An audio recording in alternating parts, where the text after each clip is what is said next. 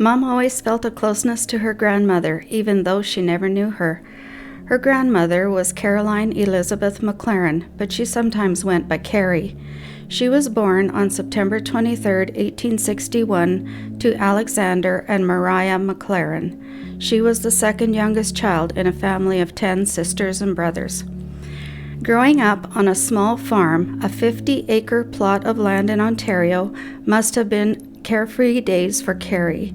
When she was 9 years old, their farm was very busy with horses, cattle, pigs, chickens, a small orchard, huge potato patch, and a garden.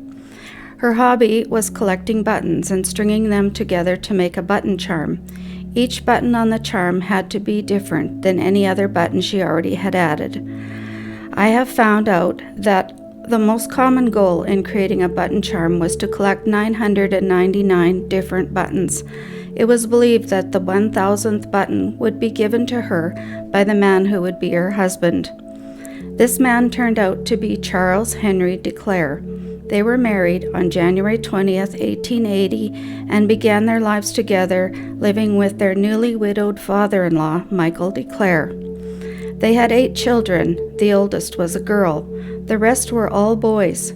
3 of these boys died between 1892 and 1897 before they reached the age of 2. This must have been a very difficult time for Caroline.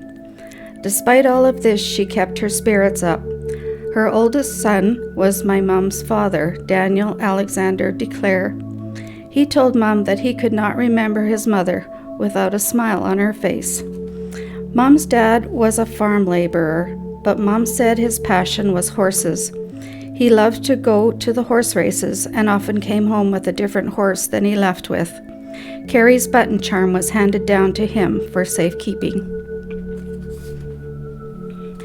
Mom was the youngest in the family of Daniel and Lydia DeClaire. She came west to Saskatchewan in 1950 to help her sister in Moose Jaw with her new family.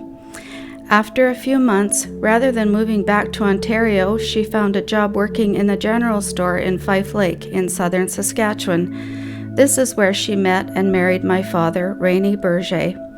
They raised their 3 children on a small farm north of town. I was the oldest.